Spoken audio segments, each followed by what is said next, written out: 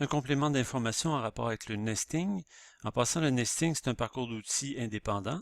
Ce n'est que celui-là qu'on va usiner. Tout le reste ne devrait pas être usiné quand on fait le nesting. Seulement ce parcours-là devrait être envoyé à la machine avec le bouton G1 qui nous permettra de faire le post des opérations. Je fais des adaptations au nesting pour vous montrer des dernières choses là-dessus. Paramètres.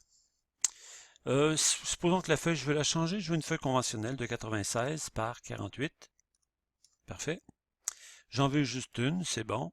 Avec des marges de 0.5, ça va très bien. Les pièces, je les avais déjà choisies, donc elles sont toujours là. Mais je vais ajouter une chose. Ici, dans le bouton Config, dans le bas de la boîte de dialogue, je clique dessus. Il y a une option d'affichage d'onglets qui s'appelle Display Group Page. Je ne fais que cocher ça. Je valide. Alors, j'avais cliqué sur le bouton Config ici, et remarquez, il y a une page groupe qui est apparue. Group List. Bouton droite, Add New Group. En réalité, je vais demander le nombre de groupes de pièces que je veux plutôt que le nombre de pièces. Vous allez comprendre? Je prends la pièce numéro 1, qui est la face. Je glisse la pièce dans la fenêtre qui est ici. Quantité de cette pièce dans le groupe, j'en veux 2. Il y a toujours 2 faces. Par contre, l'intercalaire que je glisse aussi, je n'en veux qu'un. Et le cluster, toit, je n'en veux qu'un également. Alors, j'aurai 2 faces par groupe et un intercalaire et un toit par groupe.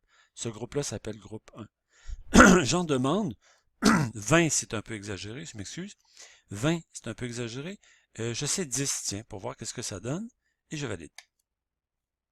Alors, c'est souvent ici une façon beaucoup plus rapide de faire un nesting sans avoir à faire le calcul. Oh, j'en ai besoin de 12 de un, 6 de l'autre, etc.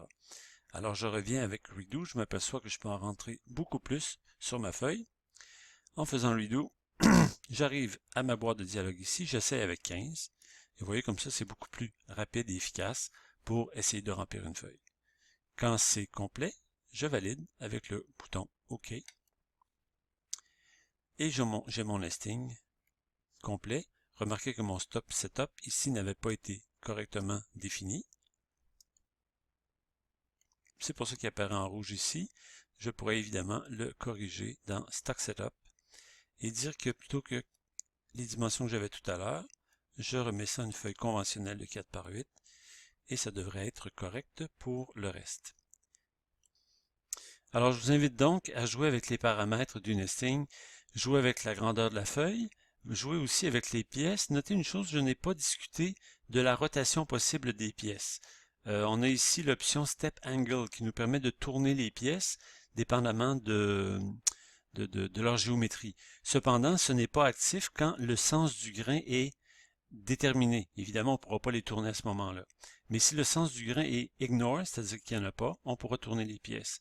Vous pouvez jouer aussi avec la commande de groupe, combien on peut en rentrer dans une feuille, par exemple.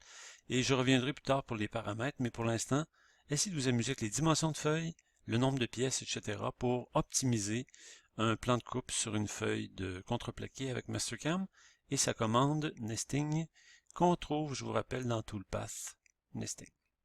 Et voilà pour les plans de coupe optimisés.